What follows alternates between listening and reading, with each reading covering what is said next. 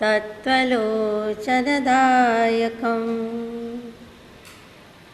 नमो दुर्वाररागादे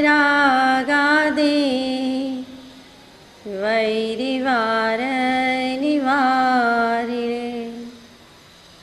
अर्हते योगिनाथाय महावीराय तायिने अज्ञानतिमिरान्धानां ज्ञानाञ्जनशलाकया चक्षुरुन्मीलितं येन तस्मै श्रीगुरवे नमः। सत्श्रुतने नमस्कार, तारक त्रिपुटीने नमस्कार, असीम उपकारी आत्माओने नमस्कार, मावित्रोने नमस्कार, माविત્રો સમાન મુરબ્બીઓ મુમુક્ષુઓને નમસ્કાર। પરમ કૃપાળુ દેવ પ્રણીત વચનામૃતજી પત્રાંક 19 મહાનીતિ 700 મહાનીતિ અંતર્ગત 240 મહાનીતિની વિચારણા આપણે યથાશક્તિ કરી। હવે નીતિ વચન 241 તારા નિયમનું મંડન કરું, તારી આજ્ઞા તારો નિયમ જે કંઈ લીધો છે, જે કંઈ લીધા છે તેને ગૌરવ અપાવું, તેનું પાલન કરું, તેનું સુશોભન કરું।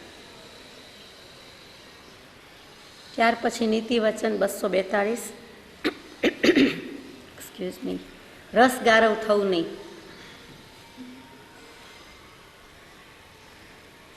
રસ ગારવ કરવું નહીં એમ નથી લખ્યું, રસ ગારવ થવું નહીં। આ રસ ગારવ શું?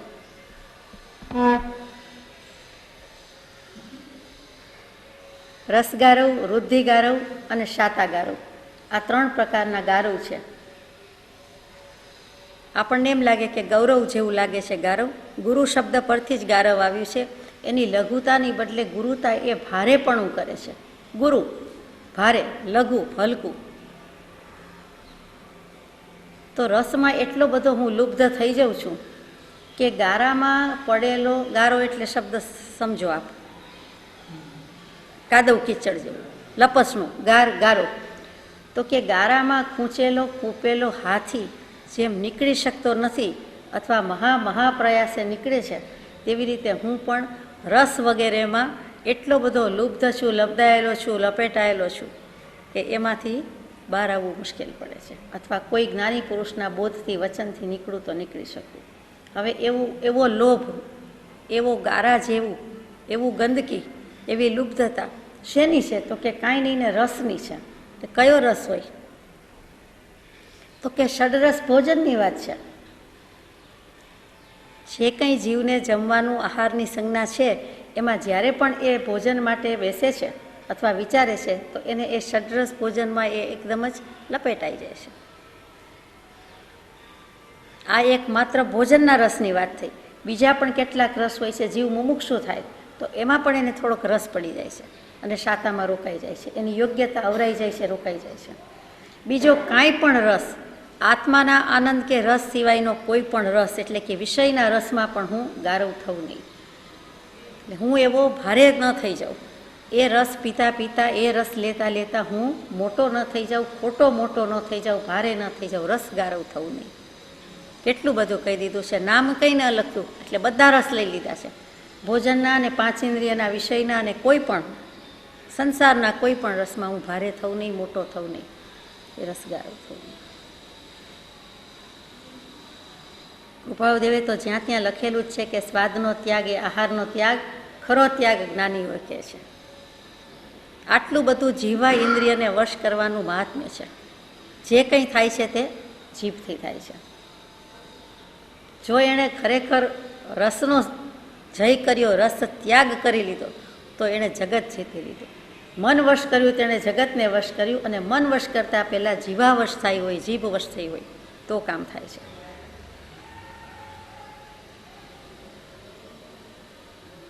નીતિ વચન 243 કશાય ધારું નહીં। કશાય કરું નહીં, કશાય ધારું નહીં। એટલે કશાય શું? તો કે કશ અને આય આવક, કશ કર્મો, કશ આકર્ષણ, અને આકર્ષણ એટલે રાગદ્વેષ, અને રાગદ્વેષ એટલે કર્મ બાંધીએ છીએ તે. તો કે હું એવા રાગદ્વેષના સરવાળા ઢગલા કરું નહીં, ગુણાકાર તો કરવાના હોય જ નહીં, અને હવે હું કર્મ બાંધું નહીં.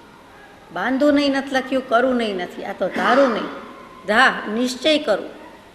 મારે હવે કશાય નથી કરવા એવો નિશ્ચય કરું. કશાય કરવા નથી એવો જો ભાવ કરે તો પણ ઘણું બધું અટકી જાય છે, રોકાઈ જાય છે. હવે કશાય કેટલા ને કયા એ તો આપ જાણો ને, આપણે રોજ કરીએ પછી જાણતા જ હોય ને, જાણીતા જ હોય ને આપણા માટે. રાગ દ્વેષ આવ્યું ત્યાં જ કહ્યું કે કશાય છે. ક્રોધમાન માયા લોભની તો ચોકડી છે મોટી, 4 રસ્તા ભેગા થાય તે ચોકડી છે. કૃપાળુદેવે પ્રભુશ્રીજીએ તો એને 4 ચક્રવર્તી કહી દીધા છે કે જીવની મોહ રાજા થઈને, સૈન્યની સેનાનો અધિરાજ થઈને એની ચાકરીમાં છે. જીવની ચાકરી, સેવા ચાકરી કોણ કરે છે? તો કે ક્રોધમાન માયાલો. ઘણું બધું આપણને અપશબ્દ ગાળ કે ને, નાની પુરુષ કે નહીં, પણ ભારે ભયંકર ઠપકો આપી દીધો છે. હવે માત્ર ક્રોધમાન માયાલાભ નથી, પણ શું છે? તો કે પાછા અનંતાનુબંધી, અપ્રત્યાખ્યાની, પ્રત્યાખ્યાની, સંજ્વલન, એવા બધા પણ ચોકડી કરી છે. 4 ચોકડી મૂકી છે 1 ચોકડીની બદલે. એટલે ચોકે ચોકે 16 કશાય મૂક્યા. નો કશાયને તો આપણે અહીં લેતા જ નથી. આ પણ આપણને સમજવા માટે 4 અને 16 મૂક્યા છે. વાસ્તવમાં તો અનંત પ્રકાર થાય છે. કર્મ અનંત પ્રકારના, જીવ અનંત પ્રકારના, કશાય પણ અનંત પ્રકારના જ હોય, સવાલ જ નથી. પણ એમાંથી મુખ્યમાં મુખ્ય કેટલા? તો કે 5200. કશાયના ભાંગા 5200 થાય. એ 5200 કશાયની પણ આપણે ચર્ચા નથી કરતા અત્યારે. તો પછી 4 કશાય, એટલે 4, 16 અને 5200 કશાય. એટલે સ્વરૂપ વિચારીએ તો પણ ખબર પડે કે જીવ ક્યાં ક્યાં કશાય ભાવ કરે છે. એવો કશાય ધારું નહીં, એટલે અવધારું નહીં, નિશ્ચય કરું નહીં, અને હું ધારણ કરું નહીં. એટલે મારી પાસે હું ઓઢું નહીં, પહેરું નહીં, રાખું નહીં, મૂકું નહીં. પેલું ધા એટલે નિશ્ચય કરે છે કે મારે કરવા નથી, રાખવા નથી.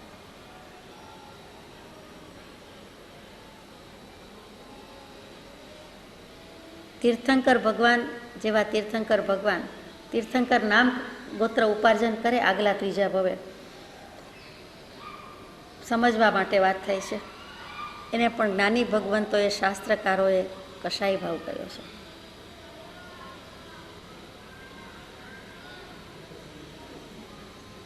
શું કામ કશાય કયો? વિકલ્પ તો થયો જ ને. તીવ્ર પુણ્ય છે, તીવ્ર શુભ ભાવ છે, તો શુભ અને અશુભ બંનેને કશાયમાં લીધા છે. તો તીવ્ર શુભ ભાવ હોવા છતાં પણ એ કશાય ભાવ છે.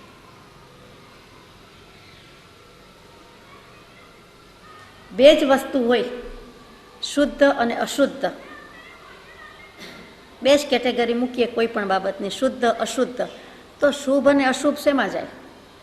શુભાશુભ ભાવ શેમાં જાય? શુભાશુભ ભાવ અશુદ્ધમાં જાય. શુદ્ધ ભાવ તો જુદો જ છે, તો શુભાશુભ ભાવ બંને જાય તો અશુદ્ધમાં. એટલે ભગવાન જેવા ભગવાનને ભગવાન થવા માટેનો જે ભાવ કર્યો એક્સ્ટ્રીમ તીર્થંકરનો, તો કે એ વખતે પણ એના એટલા શુભ ભાવ હોય છે અને એવી માત્રામાં હોય છે. એમાં એક બીજું સમજવા જેવું છે, કર્મગ્રંથની ને શાસ્ત્રકારોની ઝીણી વાત છે પણ સમજવા માટે, કે તીવ્ર શુભ ભાવ હોય છે એવું પણ નથી, એ મીડિયમ હોય છે, માત્રામાં હોય છે, ત્યારે એ બંધાય છે. એમાં પણ સમનું બેલેન્સની થિયરી છે. અત્યંત તીવ્ર કયો કે અતિ તીવ્ર કયો કે ગાઢ કયો તો એવું નથી, પણ આપણી સમજમાં એમ આવે કે ઘણા ઘણા પ્રકારે શુભ ભાવ કર્યો હશે, એવી માત્રામાં હશે, એવી ઇન્ટેન્સિટી હશે, એટલા માટે એમને તીર્થંકર નામ ગોત્ર બંધાઈ ગયું હોય. એ ગુણ અથવા તો એ ભાવ એની પ્રચુર માત્રામાં હોય, પણ જે બંધાવાનો ભાવ છે એમાં જે કર્મબંધના દળિયા કે કર્મની વર્ગણા એ તો મીડિયમ માત્રા જ હોય. હાજી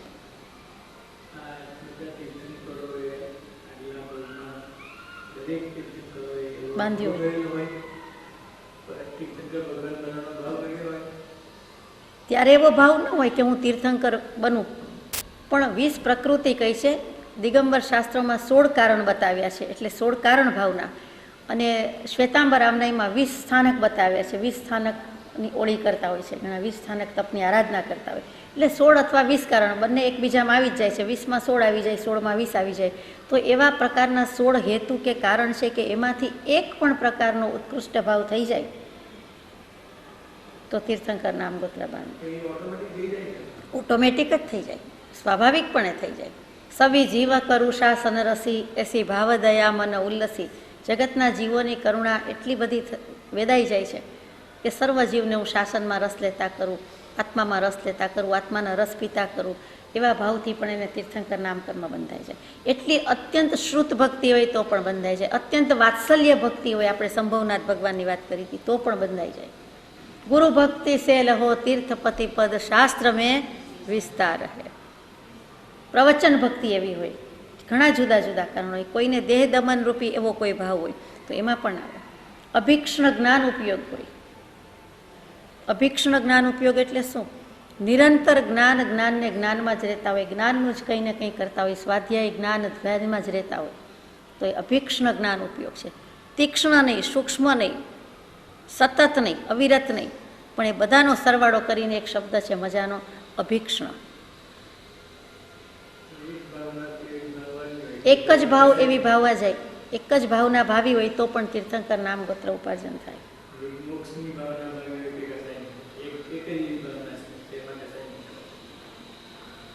એ જ વાત ચાલે છે કે શુદ્ધ ભાવ હોય, આત્મભાવ હોય તો બરોબર છે. એ સિવાયનો કોઈ પણ ભાવ હોય, શુદ્ધ ભાવ જ રાખીએ આપણે, તો શુદ્ધ ભાવ સિવાયનો કાંઈ પણ ભાવ છે તેમાં વિકલ્પ છે. તે પુણ્ય બંધ કરાવે છે, નિર્વિકલ્પ તો નથી. એક શુદ્ધ ભાવ, એક શુદ્ધ ઉપયોગ, શુક્લ ધ્યાન, એ જ બધું નિર્વિકલ્પ છે. બાકી તો જે કંઈ છે તે શુભાશુભ ભાવના ભાંગામાં જાય છે. અત્યારે સ્વાધ્યાય કરીએ છીએ, સાંભળીએ છીએ તો એ શુભ ભાવના ભાંગામાં જાય છે.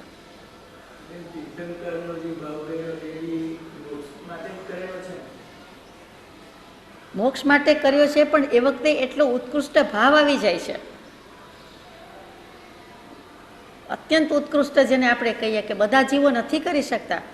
આટલા અનંતકાળના અનંત જીવોમાં ધેટ પર્ટિક્યુલર ટાઈમ સ્પેનમાં કેટલા કરી શકે છે? તો કે 24 જ તીર્થંકર દેવને એવો ભાવ થાય છે. અને એ આગલો જ ભાવ નહીં, પણ એની પહેલાંના ભાવમાં બંધાઈ જાય છે. પછીનો ભાવ નિયમથી દેવગતિનો થાય, કોઈકને જ મનુષ્ય ભાવ મળે, કારણ કે પુણ્ય બંધ ઘણું થઈ ગયું હોય એટલે જમા થયેલું હોય એ ભોગવવું ક્યાં?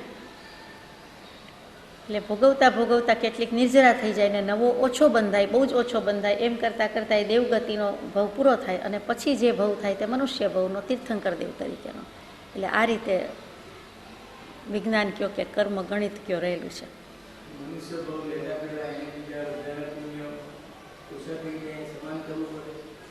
કરવું પડે એટલે પોતાના હાથની વાત નથી, પોતાના વશની વાત નથી, એ સ્વાભાવિક થાય. નહીતર તો આપણે તોલી જોખીને બેલેન્સ જ કર્યા કરીએ ને કે મારે મનુષ્ય થવું છે, એમ તો થતું નથી. ઘઉં વગેરે ઉગાડે આપણને ખબર નથી એટલે દૃષ્ટાંત આપતા વિચાર કરવો પડે મારે, પણ એમાં સાઈડમાં પરાળ વગેરે ઉગે જ ઉગે, થાય ને. શુદ્ધ ભાવના લક્ષ્ય કરતા હોય, શુદ્ધ ઉપયોગના લક્ષ્ય કરતા હોય, માત્ર મોક્ષ અભિલાષ માટે કરતા હોય તો પણ સાઈડમાં કેટલાક આવા ભાવો થયા જ કરે, એ હોવાના જ, નિયમ છે. તો આપણે શેની વાત કરતા હતા? કશાયની. એટલે તીર્થંકર નામ સમજવા માટે જ વાત છે, ન કરવા શુભ ભાવ એમ તો છે જ નહીં, તો એ થઈ જ જવાના છે. પણ તીર્થંકર નામ ગોત્ર બાંધતી વખતના તે શુદ્ધાત્મા તો નહીં, પણ શ્લાઘ્ય પુરુષો કે જેની પ્રશંસા સ્તુતિ કરવી જ પડે એવા જીવોનો ભાવ પણ તે વખતનો ભાવ એ ભગવાને તો કશાય ભાવ કીધો છે, એને શુભ ભાવ કીધો છે, એને શુદ્ધ ભાવ કયો નથી. અમસ્તા અમસ્તા ભગવાન એ પ્રભુમાં ગવડાવે પેલું જ શુદ્ધ ભાવ મુજમાં નથી. ત્યાં જ એને સ્તબ્ધ થઈ જાય કે આપણે હજુ શુદ્ધ ભાવની પ્રાપ્તિ નથી કરી, શુદ્ધ ઉપયોગની ઉપલબ્ધિ કરી નથી. ટૂંકમાં કશાય ધારું નહીં, કશાય ન કરવા એવો નિશ્ચય. માનો કે થઈ ગયા કે થતા રહીએ છે, તો કે એને ધારી ન રાખવું, પકડી ન રાખવું, અવધારી ન રાખવું, ગ્રહણ ન કરી રાખવું, જવા દો. થયા તો થયા, પછી શુભ ભાવ થઈ જાય છે, હાય હાય એની ચિંતા કરવાની ન હોય, એ થયા કરે છે. અશુભ થાય છે એની ચિંતા કરીએ, પણ શુભ થાય છે એની ચિંતા કરવા જેવું નથી, એ થાય. નીતિ વચન 244, બંધન રાખવું નહીં.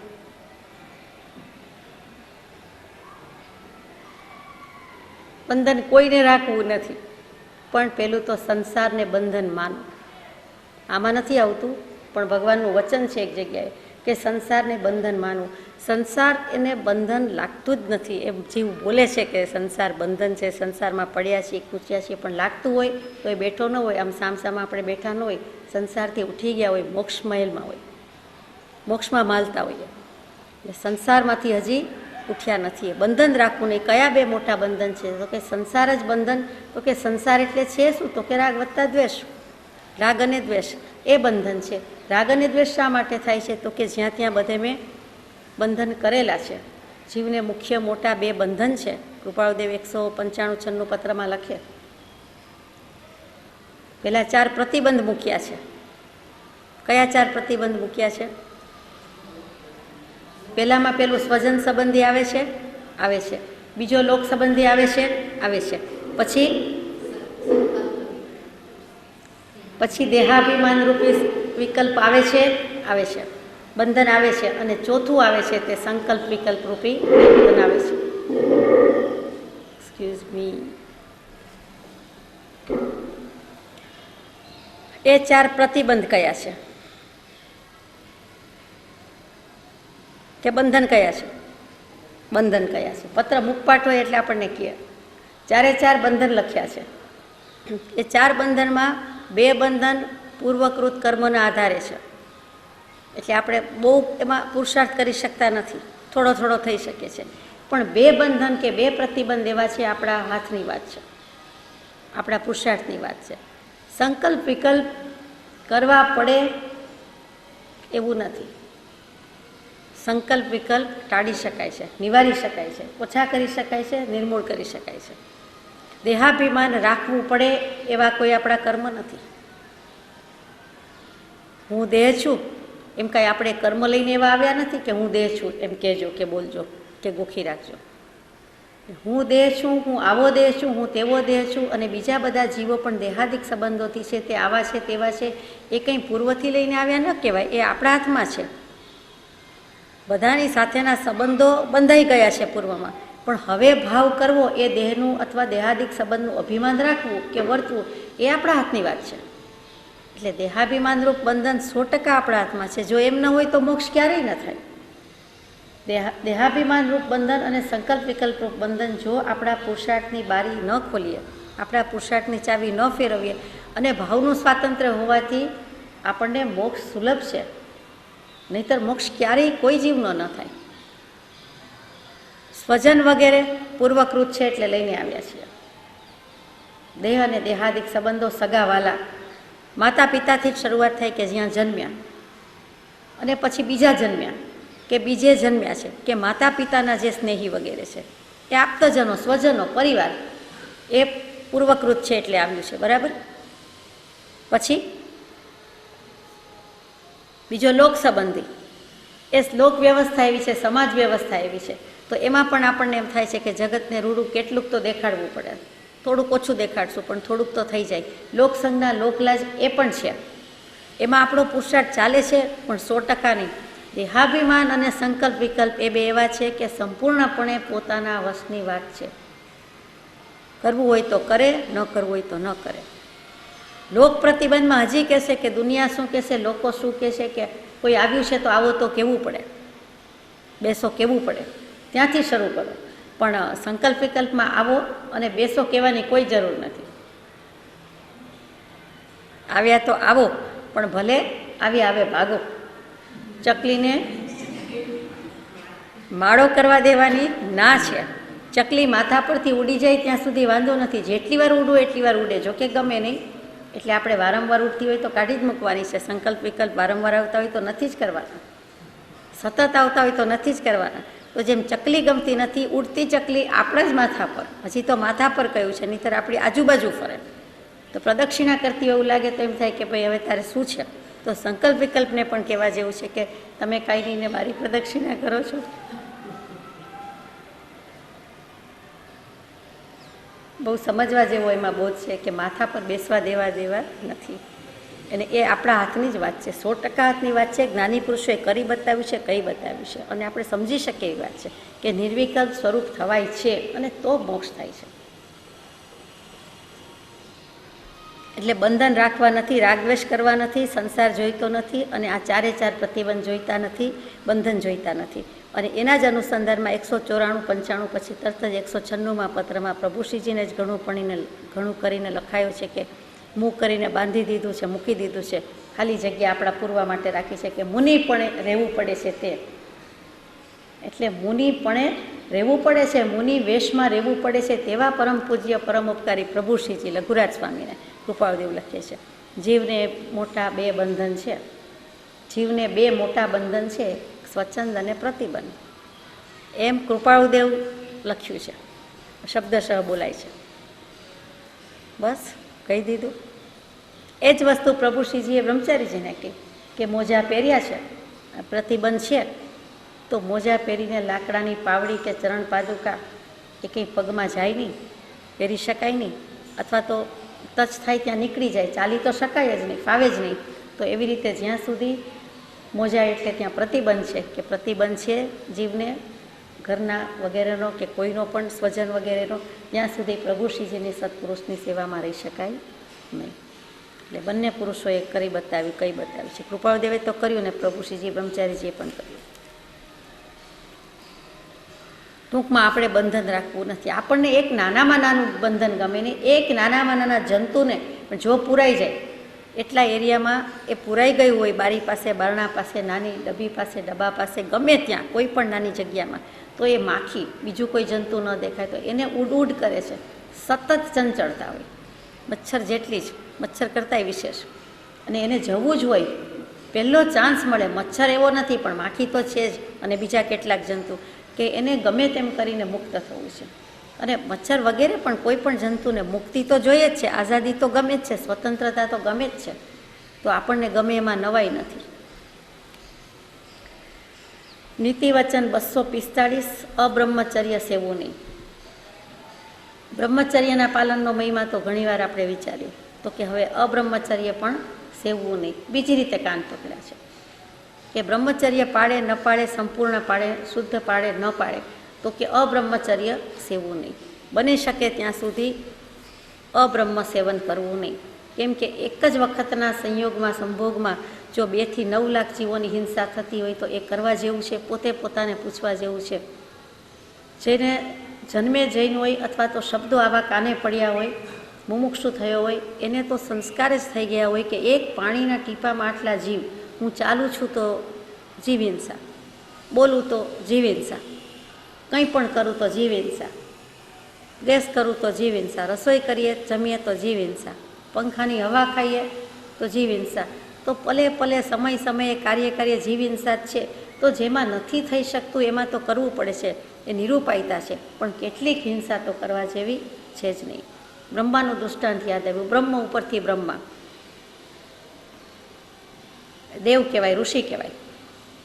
ઋષિ કહેવાય ઠીક, મનુષ્ય ભવમાં છે, ઋષિ છે, નામ જ એનું બ્રહ્મા. આપણે બ્રહ્મા વિષ્ણુ મહેશ કહીએ છીએ, એ જ બ્રહ્મા. બધા વખાણ કરે બ્રહ્માના. વિષ્ણુ મહેશ નહીં એમ થાય, શિવજી નહીં થાય કે બ્રહ્માના આટલા બધા વખાણ થાય. બ્રહ્મામાં એવું શું છે? સમજવા માટે દૃષ્ટાંત કહું છું. હો જાય, પરીક્ષા લઈએ આપણે. એટલે દેવલોકમાંથી તિલોત્તમા નામની અપ્સરાને મોકલે છે પૃથ્વી પર. નામ જ એનું તિલોત્તમા, સુંદર નામ છે. બ્રહ્માને ચડાવવાના ઘણા બધા પ્રયત્ન કરે છે, નૃત્ય કરે છે, નૃત્યાંગના છે, બહુ જ સરસ, બહુ જ સુંદર નૃત્યાંગના છે. તિલોત્તમાનું નૃત્ય બહુ જ વખણાય. હવે એટલું સરસ નૃત્ય કરે છે કે બ્રહ્મા એક સમય પણ ચૂકવા માગતા નથી, એક સેકન્ડ પણ ચૂકવા માગતા નથી, અને નૃત્ય નિહાળ્યા કરે છે. તો કે હું જે એંગલથી જોઉં છું તો મને એક રીતે જ દેખાય છે, ફ્રન્ટ ફેસિંગ છે તો મને એટલું જ દેખાય છે, મને ચારે બાજુથી જોવું છે. આપણે જેમ 4 બાજુ 10 દિશામાં કેમેરા ગોઠવીએ તેમ. તો કે મને 4 દિશામાંથી એનો વ્યૂ આવે એટલા માટે એણે 4 મુખ બનાવ્યા, બ્રહ્માએ પોતે જ. બ્રહ્મા છે, બધાનું ઘડતર કરે, વિધાતા કયા છે, નિયંતા કયા છે, પોતાના તો કરે જ ને. તો પોતે 4 મુખ બનાવ્યા આ નૃત્ય નિહાળવા માટે, આ મોહ દૃષ્ટિથી નિરખવા માટે, આ નિરીક્ષણ કરવા માટે એણે 4 મુખ બનાવ્યા. બ્રહ્માને 4 મુખ આપણે કહીએ છીએ ને, તે 4 મોઢા બનાવ્યા, સંતોષ નથી. પછી અપ્સરાને એમ થયું કે હવે હું મારી પણ નૃત્યને વધારે કળા બતાવું તો આકાશમાં અધ્ધર રહીને દેવ દેવી છે કરી શકે, તો અધ્ધર રહીને એવી રીતે નૃત્ય કરે છે. તો કે હવે મને આ ઉપરથી તો દેખાય નહીં, એરિયલ વ્યૂ આવે નહીં, એટલા માટે 5મું મોઢું બનાવવા જાય છે. લોભને થોભ નથી તો 5મું મુખ તો બની શકતું નથી. મુખ્ય 4 દિશા જ છે, ઉપર નીચે આવતું નથી. એટલે પછી એમ કહેવાય છે કે ગધેડાનું મુખ બની ગયું. પુણ્ય પણ પોતાનું પરવાર્યું હતું એટલે બનાવી શકે એવું રહ્યું પણ નહીં, અને એટલે પછી ગધેડા જેવું મુખ બનાવવામાં આવ્યું. એટલે આપણે વધારે એની ચર્ચા કરતા નથી, પણ એમાં આવી ગયું કે ચતુર્મુખી કહેવાય છે બ્રહ્મા, પણ આ પણ કહેવાય છે, આ પણ છે. જેમ ગણપતિજીનું છે હાથીનું સ્વરૂપ, એમ આમાં પણ આવું થયું. સમજવા જેવું શું છે કે અબ્રહ્મચર્ય સેવું નહીં.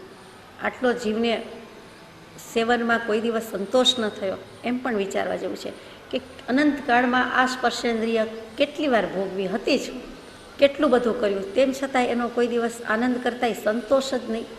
એનાથી કોઈ દિવસ એને નિરાંત જ ના આવી, કંટાળો જ ના આવ્યો, કોઈ દિવસ એને વિચાર જ ના આવ્યો. વિચાર કરવા જેવો છે.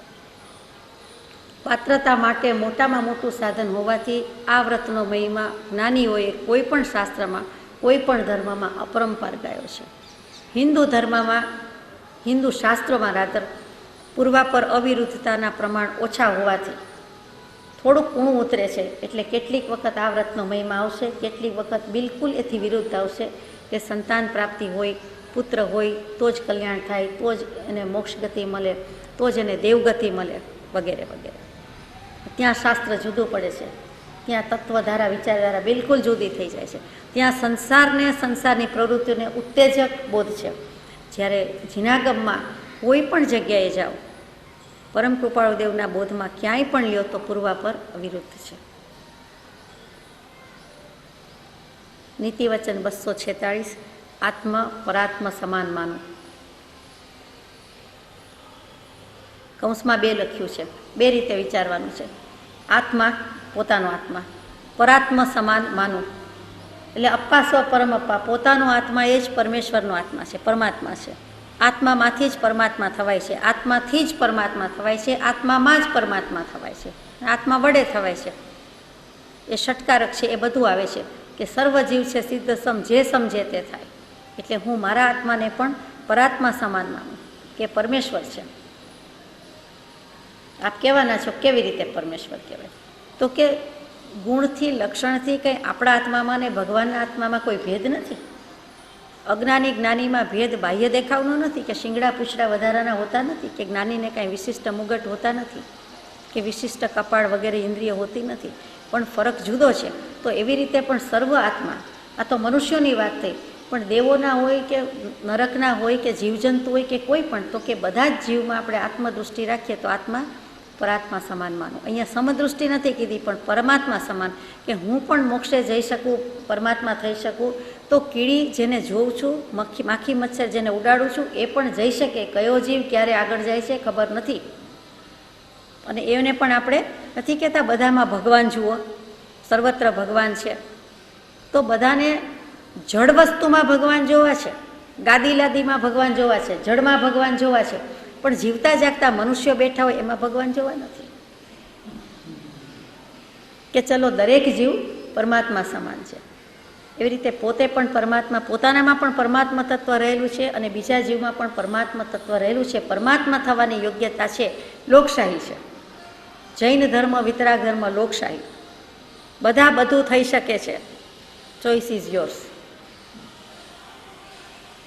અને બીજી રીતે શું વિચારવાનું છે? તો કે હું પરાત્મા રૂપે છું ને પરાત્મા તેજ હું નક્કી, તેથી ઉપાસના મારી, મારે કર્તવ્ય એ નક્કી. સમાધિ શતકમાં પૂજ્યપાદ સ્વામીએ લખ્યું છે બહુ જ જાણીતો શ્લોક છે, બહુ જ મજાનો છે. હું પરાત્મા રૂપે છું ને હું પરમાત્મા જ છું, એટલે કે હું ભગવાન જ છું. દરેક જીવે એવો ભાવ કરવાનો છે. આ બોલનાર બોલે છે એટલે અહીં નથી જોવાનું તો કે હું પરમાત્મા છું અને પરાત્મા તે જ હું નક્કી. પરમાત્મા થનારો આ માયલો કે આ આત્મા જ થવાનો છે. બીજાનું બીજા જાણે, બીજો આત્મા બીજો થઈ ગયો, પણ હું તો પોતે જ છું. અને તેથી ઉપાસના મારી, મારે કર્તવ્ય એ નક્કી. એટલે મારે મારી ઉપાસના જ કરવાની છે. મારી એટલે પોતાના આત્માની, શુદ્ધાત્માની, અંદર તો પડેલો જ છે, એની જ ઉપાસના કરવાની છે.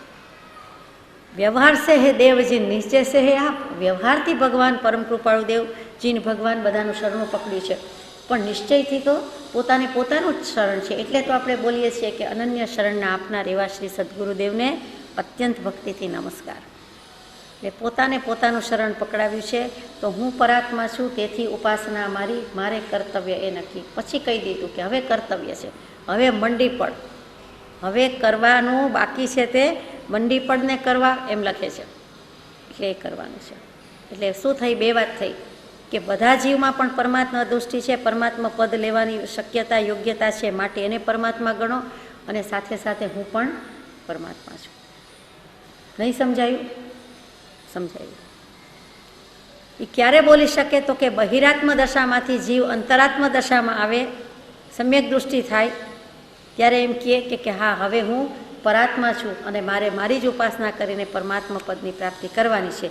એ પહેલાં શું કરવાનું છે? તો કે બહિરાત્મ દશા બુદ્ધિથી, અભિપ્રાયથી ઠરાવે છે પોતે પોતાની જાતને કે ખરેખર તો તું આત્મા છો, સામે પણ આત્મા છે, ભલે એ પરમાત્મા છે, પણ બંનેમાં કોમન ફેક્ટર શું છે? કોમન તત્વ શું છે? તો કે આત્મતત્વ. એ તો બે પાસે છે. શીતલ જીન પતિ તુજ મુજ આંતરું, નિશ્ચયથી નહીં કોઈ દંસણ નાણ ચરણ ગુણ જીવને સૌને પૂરણ હોય, અંતરયામી રે સ્વામી સાંભળો. તમારા જ્ઞાન દર્શન ચારિત્ર છે, અમારામાં શું જ્ઞાન દર્શન ચારિત્ર નથી? તમને જ્ઞાન દર્શન ઉપયોગ છે તો અમને નથી. એમ આપણે પરમાત્માને છાતી ઠોકીને, ચેલેન્જ ફેંકીને કહીએ છીએ કે બધું છે, આપે વ્યક્ત કર્યું, પ્રગટ કર્યું, અને અમે નથી કરી શક્યા. વાંક તો એટલો જ છે ને, ભૂલ તો એટલી જ છે ને. કરશું, જોઈ લઈશું, પાછળ આવીશું. એવો ભાવ તો રાખો, એવી દૃઢતા તો રાખીએ. પોતે પોતાને એવા લાડ કરાવવાની જરૂર છે કે હે ભગવાન, અમે કાંઈ ખેદ ખિન્ન થવાના નથી, અમે હારી જવાના નથી, અમે નાસી પાસ થવાના નથી, નાસભાગ કરવાના નથી. નાસભાગ કરશું તો સંસારથી કરશું, સંસારને બંધન માનશું, બાકી ભાગી જવાના નથી.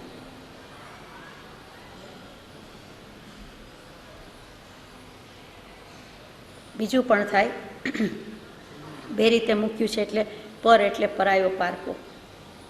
પર એટલે શ્રેષ્ઠ પણ થાય, અને પર એટલે પારકો, એટલે હું બીજાના આત્માને પણ મારા આત્મા જેવા માનું. એટલે ત્યાં આવ્યું કે સર્વાત્મામાં સમદૃષ્ટિ દ્યો. મારો જેવો આત્મા છે, જે પરમ કૃપાળુદેવે 469માં પત્ર મૂક્યો છે કે જેવો આ આત્મા પ્રત્યે સ્નેહ છે, જેવો આ આત્માનું કલ્યાણ ઈચ્છીએ છીએ, જેવી આ આત્માની સહજાનંદ સ્થિતિ ઈચ્છીએ છીએ, તેવી જ સર્વજીવોની ઈચ્છીએ છીએ. નીતિ વચન 247. લીધો ત્યાગ ત્યાગું નહીં. લીધો ત્યાગ એટલે કે જે કંઈ લીધેલો ત્યાગ, મેં જે કંઈ વસ્તુ છોડી છે, ત્યાગ કર્યો છે, ત્યાગ લીધો છે, તે હું છોડું નહીં, ત્યાગી દઉં નહીં. જે કંઈ મેં વ્રત, નિયમ, બાધા, પચખાણ બધું લીધું છે, તેને હું છોડું નહીં, ત્યાગું નહીં. કોઈ દિવસ કોઈ નિયમ, વ્રત, પચખાણ કર્યા પછી છોડી ન દે, કન્ટિન્યુ કરે.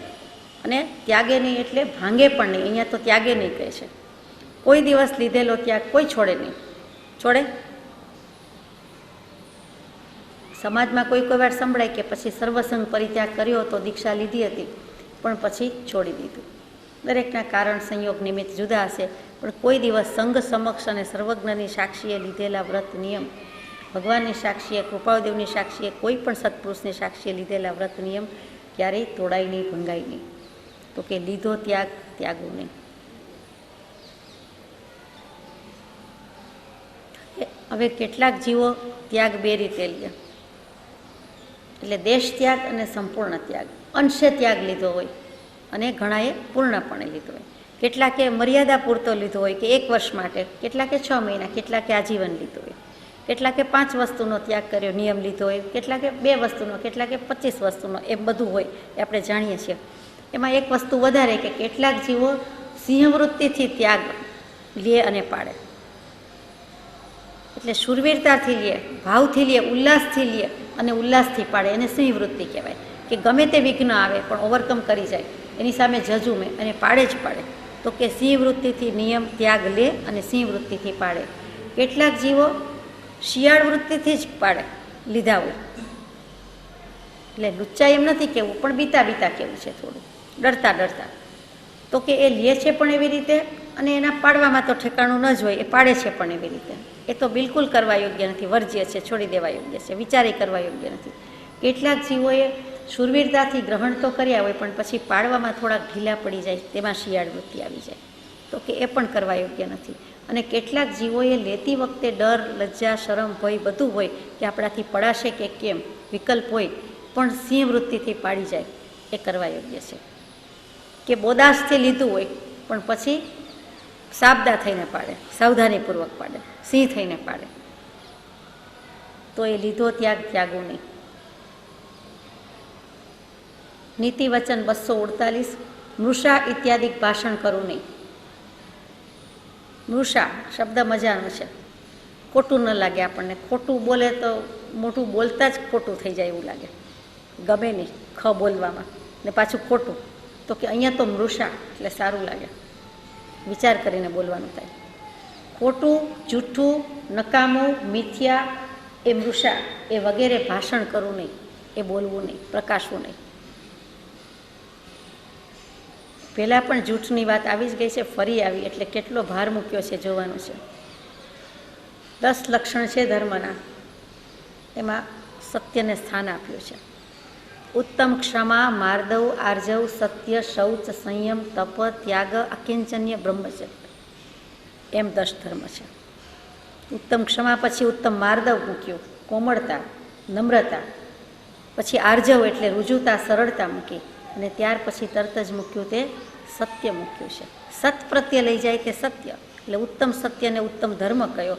અહીંયા તો કહે છે કે મૃષા ઇત્યાદિક ભાષણ કરવું નહીં, એટલે કે લીધો ત્યાગ ત્યાગવું નહીં. અને માનો કે કંઈક ત્યાગ ગ્રહણ કર્યો કોઈ જે કંઈ વ્રત નિયમ વગેરે, એમાં ક્યાંક બોલવાનો પ્રસંગ આવે તો એક તો ખોટું થઈ જાય અને પછી પાછી ઉપરથી જૂઠું બોલે. આપણે એને આવરવા છાવરવા પ્રયાસ કરીએ. મોટે ભાગે આ જીવની સ્વાભાવિક વૃત્તિ છે કે ભૂલ થઈ જાય અને પછી પાછું થોડુંક એને આવરીએ. તો કે એમાં પણ હું કાંઈ જૂઠું બોલું નહીં. જૂઠ કે મૃષા વિશે તો જેટલું કહીએ તેટલું થોડું છે. એક સેશન તો ઓછામાં ઓછો જોઈએ, કલાક તો ચાલે જ, પણ આપણે આગળ જઈએ છીએ. નીતિ વચન 249, કોઈ પાપ સેવું નહીં. કેટલા ભગવાનને આપણને બચાવી લેવા છે.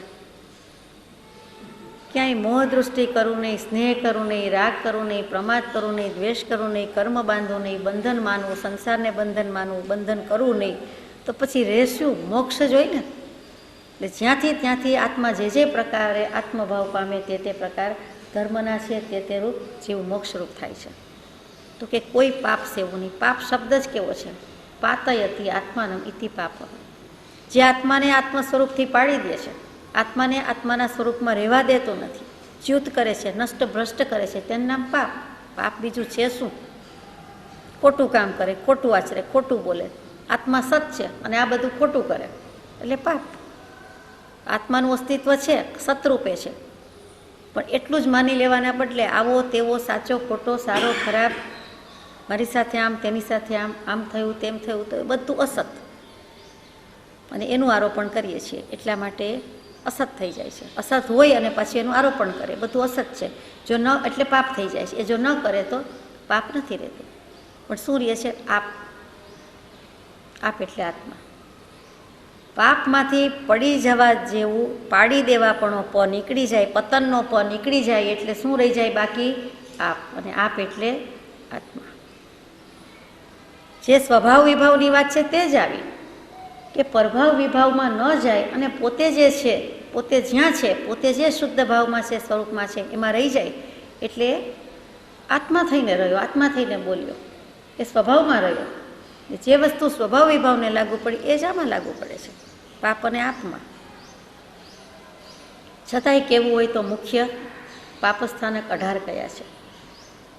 ઇન જનરલ તો પાપ કહી દીધું, પણ પછી કાંઈક તો સમજવું પડે ને. ઇન જનરલ કર્મ બોલી જાય, ઇન જનરલ આત્મા બોલી જાય, પણ પછી એની વિગતમાં જવું પડે છે, વિશ્લેષણ કરવું પડે છે સમજવા માટે.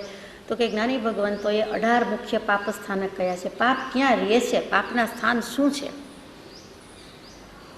આપ તો જાણો છો ને 18 નામ, હમણાં કહીશ એટલે કે બરોબર. જે પંચ મહાવ્રત છે કે પંચવ્રત કીધા છે શ્રાવકના કે સાધુના, તે પહેલાં કયા છે, તે જો ન આચરે તો એ પાપ કયા છે. પહેલું પ્રાણાતિપાત, જીવોની હિંસા કરે તે. બીજું મૃષાવાદ, જુઠ્ઠું બોલે તે. ત્રીજું અદત્તાદાન, ચોરી કરે તે. ચોથું અબ્રહ્મ સેવન, એટલે કે બ્રહ્મચર્ય ન પાડે તે. પાંચમું અપરિગ્રહ, પરિગ્રહ વ્રત, પરિગ્રહ ધારે તે. આ 5 વ્રતની વાત, એટલે આ 5 પાપસ્થાનક તો સમજી ગયા આપણે. હિંસા, જૂઠ, ચોરી, અબ્રહ્મ અને પરિગ્રહ. પછી ક્રોધ, માન, માયા, લોભ 4 કશાય મૂકી દીધા, એટલે 5 ને 4 9. ક્રોધ કરે, માન કરે, માયા કરે, લોભ કરે, એ બધા પાપસ્થાનક છે. પછી 10મું 11મું રાગદ્વેષ મૂકી દીધા. પછી ક્લેશ મૂક્યું, કલહ, અભ્યાખ્યાન મૂક્યું, પૈશુન્ય મૂક્યું, પરપરિવાદ મૂક્યું, રતિ અરતિ મૂકી, માયાશલ્ય મૂક્યું, અને છેલ્લે મૂકી દીધું તે મિથ્યા દર્શન, મિથ્યાત્વશલ્ય. સૌથી મોટામાં મોટું 18માં છેલ્લું, the last but not the least, સૌથી વધારે. 1 કરતાં 2 વધારે, 2 કરતાં 3, એમ કરતાં 18માં 18મું સૌથી વધારે કહેવાય.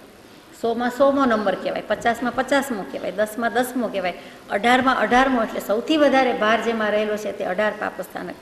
18નો ભાર જેના ઉપર છે, આખી પોતાની સૃષ્ટિનો ભાર પોતાના ઉપર છે, કે જેના ઉપર છે તે આત્મા નથી કેવું, પણ ત્યાં પાપસ્થાનક છે. એના ભારથી એ નમી જાય છે, એ પડી જાય છે. એ 18મું પાપસ્થાનક તે મિથ્યાત્વ કે મિથ્યા દર્શન. એટલે કોઈ પાપ સેવું નહીં.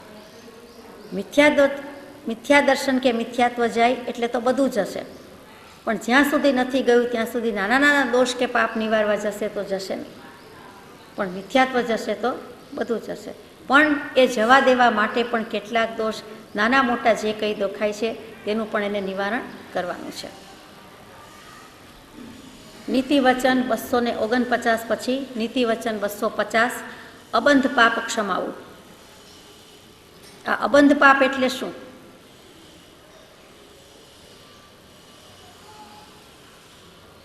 અબંધના ઘણી રીતે અર્થ થાય.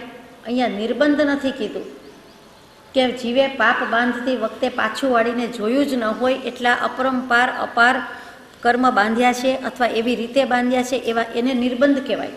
કે કોઈ જાતનો બંધ નહીં, કોઈ જાતની લિમિટ નહીં, કોઈ જાતની હદ નહીં. હદ બહારના બેહદ અનહદ કે એથી પણ વડોટીને કાંઈ કહેવું હોય તો કે અતિશય બાંધ્યા હોય તો એમ કહેવું નથી. અહીંયા નિર્બંધ નથી શબ્દ, અહીંયા અબંધ શબ્દ છે. તો અબંધ એટલે શું? સીધો સાદો અર્થ નહીં બંધાયેલા. અબંધ, હજુ બંધ થયો નથી તે નહીં બંધાયેલા.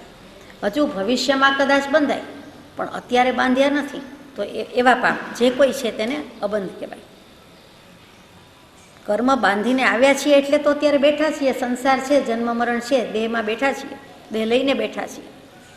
દેહાતીત દશા કે મોક્ષે ગયા નથી, સિદ્ધ થઈ ગયા નથી, પણ હવે પછી જે કંઈ નથી બાંધવા યોગ્ય, અથવા તો મારે બાંધવા કે નહીં, મારા હાથમાં છે, મારે ભાવ કરવા કે નહીં, એ બધું જે કંઈ છે ટૂંકમાં ભવિષ્યના કર્મ, એટલે હજુ બાંધ્યા નથી. કર્મ તો જગતમાં ઘણા પડ્યા છે, કર્મના પૂતગલને પરમાણુ, પણ મેં હજુ ગ્રહણ કર્યા નથી કે બાંધ્યા નથી, એ બધું અબંધ કહેવાય. એટલે આપણે કહે ને કે ચાલો ભવિષ્યમાં નહીં કરું, હવે નહીં કરું, એમ ભગવાન કહે છે કે અબંધ પાપ ક્ષમાવું, કે હવે પછી નહીં બંધાયેલા જે કોઈ છે તેને હું બાંધીશ નહીં, અથવા તો તેને ક્ષમાવીશ કે સહન કરીશ. બીજું અબંધ એટલે શું?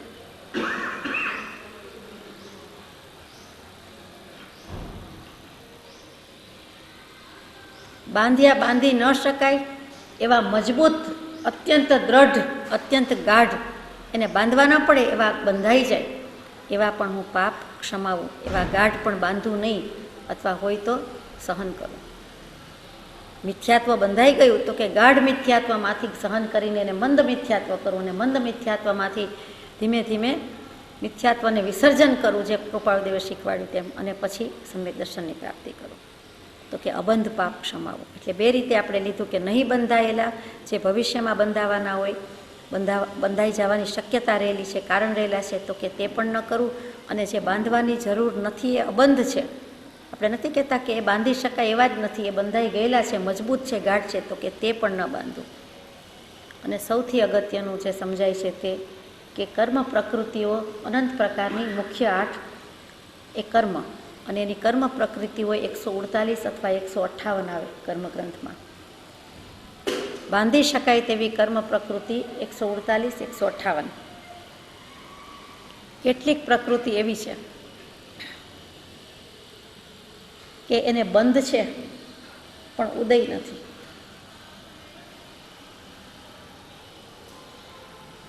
એવી 2 જ પ્રકૃતિ છે, અને એ હું ક્ષમાવું.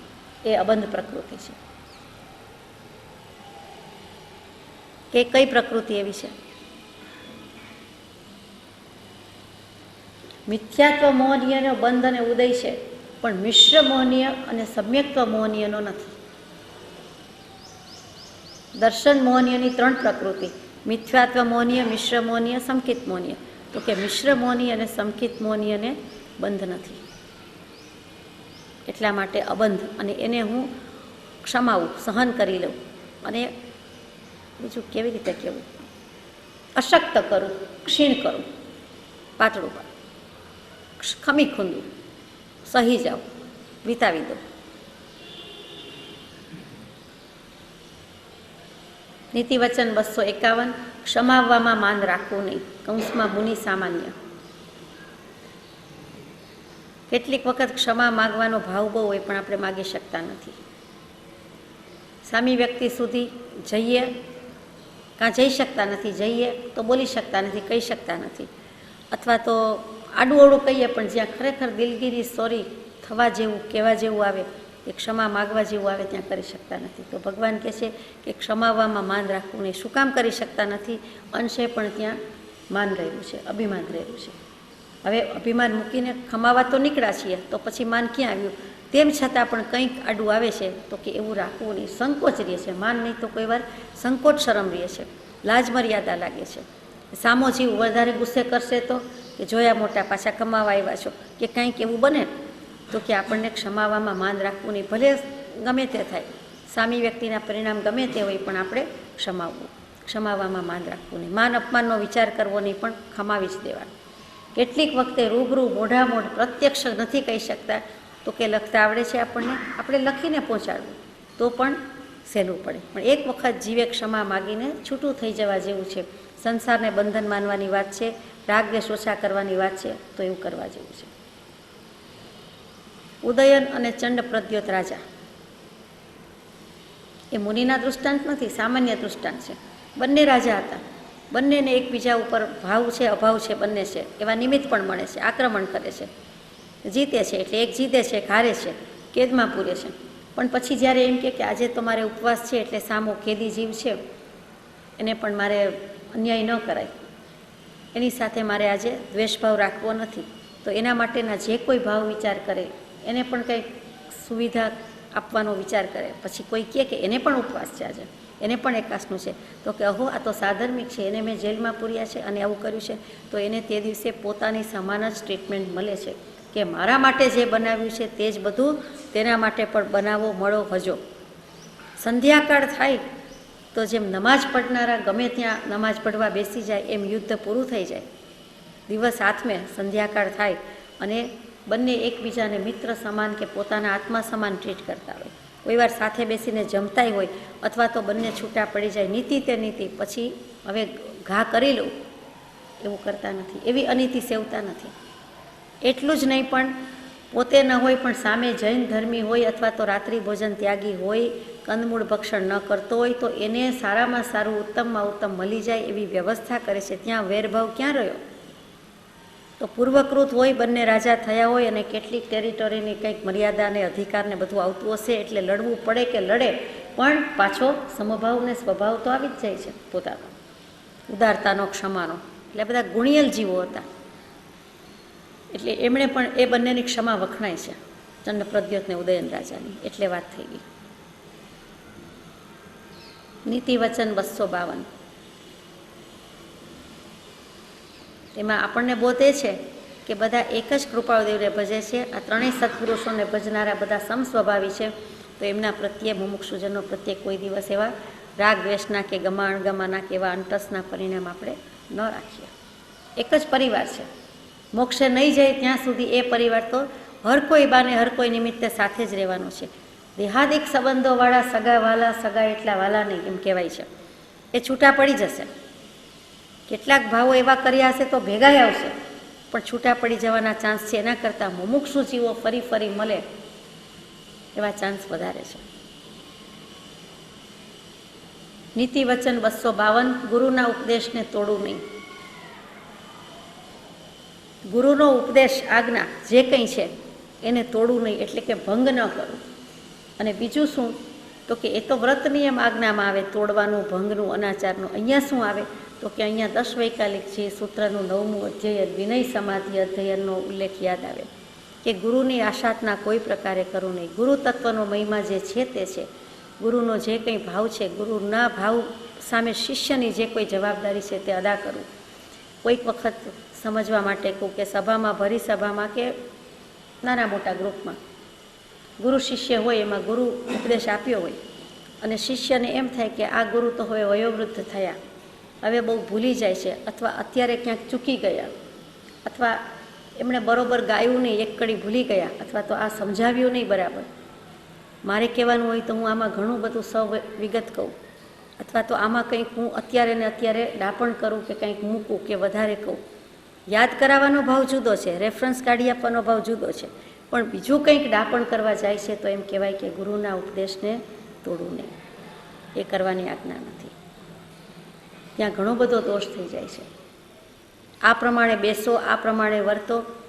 ઇવન આ પ્રમાણે બેસો તો આ પ્રમાણે મૂવી આવે કે પિક્ચર લેવાય કે ફોટો પાડું, જમણી બાજુ જુઓ, ડાબી બાજુ જુઓ, ઊંચે જુઓ, નીચે જુઓ, સેજ આ બાજુ કરો, તો એમાં પણ અંશે દોષ છે. અહીંયા તો ઉપદેશનું લખ્યું છે, પણ એમાં અંશે દોષ કીધો છે. અહીંયા વાત આટલી જ છે, ગુરુના ઉપદેશને તોડવું નહીં. એટલે ઉપદેશમાં કાંઈ વચ્ચે વચ્ચે હું બોલું નહીં, બેસું નહીં, જે કંઈ કહો તે મારું કંઈ મૂકવું નહીં વગેરે. અને એમાં ભાવ કરે, માનો કે બોલીને ન કરે પણ મનથી થઈ જાય કે હવે આમનું ગળું નથી ચાલતું, અથવા ગાઈ શકતા નથી, અથવા તો આ કડી ભૂલી ગયા છે, આ શબ્દ ભૂલી ગયા છે, આ પત્ર ભૂલી ગયા છે, તો ત્યાં ઉપદેશને તોડ્યા બરોબર છે. ભાવ કરે અને પછી પાછું કહે કે આપ ચૂકી ગયા, કે આપ ભૂલી ગયા, આમ નહીં પણ આમ છે.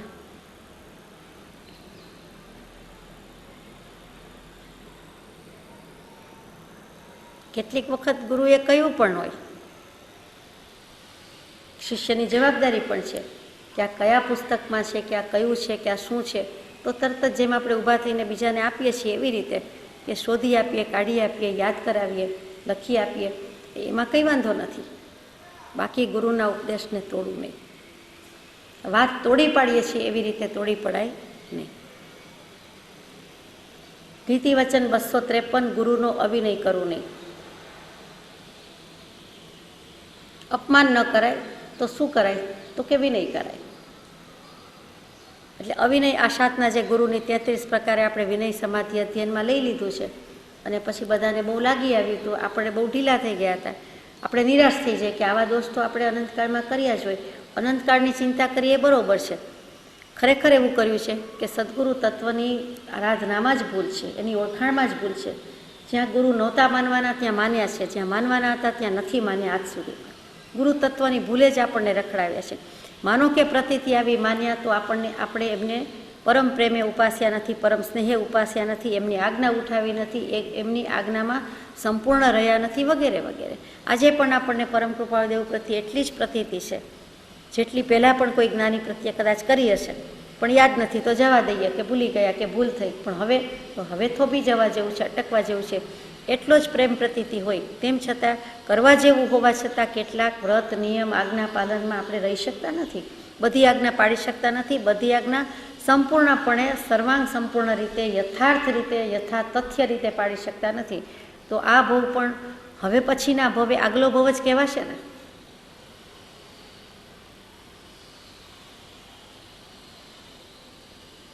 ટૂંકમાં ગુરુનો અભિનય કરું નહીં પણ શું કરું તો કે વિનય કરું. એ તો સમજ્યા, તો કે અભિનય કરવાની બદલે એમના ઉપકાર, એમની કૃપા, એનું મહાત્મ્ય ગાવું અથવા રાખવું. એક ઘડાનું દૃષ્ટાંત છે,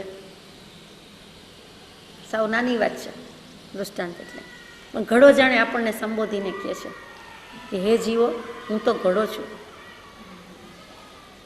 માટીમાં કેટલી બધી ખાણ, એમાં કેટલા બધા જીવો, એમાંનો હું એક. માટી એટલે પૃથ્વીકાય અને જીવ છે. એમાંથી મને વળી કોઈએ કૃપા કરીને ખાણમાંથી બહાર કાઢ્યો. જેમ આપણે અનંત સંસારમાં પહેલાં નિગોદમાં એકેન્દ્રિયપણામાં ને બધામાં હતા, એમાંથી બહાર આવ્યા, તેમ હવે બહાર તો કાઢ્યો. પછી ખાણમાંથી માટી બહાર આવીને કહે છે કે પછી મને પલાળી, કેટલા કાળ સુધી પલાળી. ત્યારે ભીંજાણી, ત્યારે માંડ કંઈક લોટ બંધાયો, પિંડો વળ્યો, પિંડ થયો. પછી એણે પિંડ વાળ્યો. પછી વળી એણે મને ચાક ઉપર ચડાવ્યો. પછી દંડથી આકાર આપ્યા, ટીપ્યા, ઘાટ ગળ્યા. ત્યારે હું માંડ કંઈક ઘડો થયો. તો કે હજી ઘડો દેખાવનો થયો છું, વાપરવા યોગ્ય થયો નથી, સદુપયોગ થાય એવો થયો નથી, કાચો છે. એટલે એને અગ્નિમાં પકવ્યો, તડકામાં સૂકવ્યો, નિંભાળામાં મૂક્યો, કેટલી બધો એને તપાવ્યો, જ્યાંથી ત્યાંથી તપાવ્યો, સૂર્યનો તાપ આપ્યો, અગ્નિનો તાપ આપ્યો, નિંભાળાનો અગ્નિ, આ બધું કર્યું. અને પછી કોઈ વળી લેવા આવે તો પછી મને ચકાસે, ટકોરા મારે, માથામાં વાગે, જ્યાં મૂકે ત્યાં વાગે, જીવ છું. અને ત્યાર પછી તમારા ઘરે આવ્યો, એટલે આપણા ઘરે આવ્યો ધેટ પર્ટિક્યુલર ઘડો કે જીવ. અને ત્યારે તમે એમાં પાણી ભરો, પહેલાં સાફ કરો, પછી મારું કંઈ ઠેકાણું હોય કે નહીં ચોખ્ખો કરો, પછી પાણી ભરી જુઓ. પછી પાણી વહી જતું નથી, ઉપદેશ બહાર નીકળી જતો નથી, કાણું નથી, ત્યારે એ ઘડાને આપણે પાછો વાપરવામાં લઈએ છીએ, સદુપયોગ કરીએ છીએ. અને એ પાણી ઠરે તો તમને ગમે છે. જો હું પાણી ન ઠારું તો તમને ગમતું નથી. એમ ઘણો વિચાર કરે છે. બહુ બોધાત્મક લાગે મને તો, ઉપદેશ ઘણો લાગે એમાં, ઘણો સદબોધ. એટલે એવી રીતે ઉપદેશ સરી ન જવો જોઈએ, એક કાનથી સાંભળીને બીજે કાને ન જવો જોઈએ, રહેવો જોઈએ એમાં. અને પછી પોતે ઠરે અને બીજાને ઠારે, એવું થવું જોઈએ. કે સત્સંગ તેનું નામ કહેવાય, કે પોતેય ઠરે જેમાં અને બીજાને પણ ઠારે. તો કે આ ઘડો, ટૂંકમાં એ ઘડો મહિમા ગાય છે કે મને કોઈએ ઘડ્યો તો આ દશા થઈ, આ સ્થિતિ થઈ.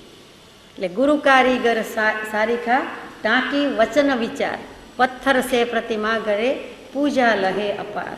એ કેવું છે, ગુરુનો અભિનય થઈ શકે જ નહીં, કરી શકીએ જ નહીં. જો આપણને થોડોક પણ ભાવ હોય, સદભાવ હોય, તો આપણાથી અભિનય થવાનો જ નથી. સેજે થઈ જાય, સ્વાભાવિક થઈ જાય, વણાઈ ગયું છે એ તો ચાલે, એ તો સેજે થયો છે ને. આપણે ઈરાદાપૂર્વક જાણીબૂજીને ક્યાં કરીએ છીએ. નીતિવચન 254, ગુરુને આસને બેસવું નહીં. કૃપાળુદેવે છેલ્લે શ્રી વવાણિયા તીર્થમાં, પોતાના વતનમાં, એમને તો એવું નહોતું, પણ તન છોડીને જવાનું છે, દેહ છોડીને જવાનું છે. પછી ફરી કોઈ દિવસ તન, દેહ, શરીર, કાયા ધરવાની નથી, તો એકેય વતન થવાનું નથી. પણ તે વખતનું જન્મ વતન, જન્મભૂમિ એવું શ્રી વવાણિયા તીર્થ. અને ત્યાં તે ઘર, તે આસન, તે ભૂમિ, તે શયન, તે ધૂળ, તે રજ, તે બધાને નમસ્કાર કર્યા. એ ફરી આવવાનું નથી. એ બધાનો ઉપકાર છે, એમણે શિરોમાન્ય કર્યો. અને છેલ્લે રજા લેતા લેતા એને નમસ્કાર કર્યા. એ આસનનો પણ મહિમા છે.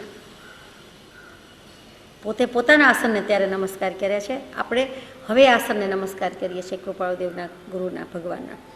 તો કે એના આસને બેસવું નહીં. કેટલાકને એમ થાય કે એનું આસન છે તો આપણને પણ એવા ભાવ થાય, એવું સ્ફુરે, આપણામાં પણ કંઈક જાગૃતિ આવે, ઉન્નતિ થાય, તો કે એના આસને બેસવું નહીં. એ મોટા ભાગે મોડર્ન ટાઈમ્સમાં, અત્યારના સમયમાં આપણને એક ખોટ છે, એ ખબર નથી પડતી. અને એ અવિનય આપણે કરી જઈએ છીએ. જો આપણને કોઈ એવા પ્રત્યક્ષ ગુરુ મળે તો આપણને તે વખતે ખ્યાલ રહેતો નથી. એ બેસવું નહીં એટલે માત્ર બેસવું નહીં એમ નથી, પણ ઘણીવાર આપણે એના ઉપર ચાલીએ, એના ઉપર પગ દઈએ, ફેંકી દઈએ, મૂકી દઈએ, આડું અવળું થઈ જાય. કેમ કે એટલો એમાં ભાવ નથી, મહત્ત્વ નથી, તેનો મહિમા નથી. આ આસન એટલે પાથરવાનું કંઈ આસન હોય એવું થાય, અને ઘણી વખત ગુરુને આસને બેસવું નહીં એટલે ગુરુની જે જગ્યા છે તે પણ લેવાની ના છે કે ત્યાં બેસે છે તો ત્યાં બેસવું નથી, એની જગ્યા લઈ લેવી નહીં. એટલે ગુરુપદ લઈ લેવું નહીં. એમ પણ થાય કે શિષ્યને એમ થાય ને આજે તો હું કહું, આપણને એમ થઈ જાય, મને તેવું થઈ જાય કે ચાલો આજે આપણે વાંચીએ, કે આજે આપણે કાંઈ કહીએ, તો આપણને ગુરુની આજ્ઞા હોય તો વાંચીએ, પણ નહીંતર એમ થાય કે ચાલો આપણે એ આસને બેસીએ, તો ન બેસાય. આપણને કે પછી તો બેસાય ને. એટલે ગુરુનો ગુરુ થવું નહીં એવા આશયનું કેવું છે, ગુરુને આસને બેસવું નહીં. નીતિવચન 255, કોઈ પ્રકારની તેથી મહત્તા ભોગવું નહીં. હું તો ત્યાં બેસી ગયો ને, મને કંઈ કહ્યું, મને કોઈ ખીજાયું, આ બેઠા, આ બેસી લીધું, નહોતા ત્યારે બેસી લીધું, કોઈ જોતું હતું અથવા હોય તોય બેસી જાઓ, એકવાર તો બેસી લીધું ને પછી ભલે ને ખીજાય, તો એમ કરીને એવી કોઈ મહત્તા ભોગવું નહીં. અને બેઠા પછી એ આસનનો જે મહિમા છે ને કે ભલે એક વખત બેઠા હતા એટલે હવે વાંચી શકાય, કે હવે બધું ગુરુએ જે કર્યું તે કરી શકાય, તો એમ મહત્તા ભોગવાય નહીં. એટલે કે નામનો ઉપયોગ કરી લેવાય નહીં, એને યુઝ કરી લેવાય નહીં, એમ કેવું છે. કેટલું બધું શીખવાડ્યું છે, શીખવાડવું જ પડે ને. 100-200 શિષ્યો તૈયાર કર્યા છે, એના માટે મહાનીતિ લખી છે, એટલે બધું લખ્યું છે.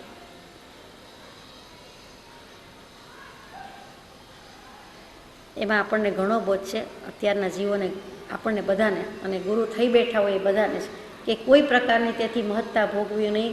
એટલે પરમ કૃપાળુદેવના નામે, એમના નિમિત્તે જે કંઈ મહાત્મ્ય એમનું છે, એમનો મહિમા ગવાતો હોય, એ બધો મહિમા એમને ભજનારા એવા આપણે એમના અનુયાયી તરીકે કેવડાવીને, અથવા અમે પણ હવે તેવા જ છીએ કે તે જ છીએ એમ કરીને જે કંઈ મહત્તા પોતાની અંકાવે છે, તો એ કરવા યોગ્ય નથી.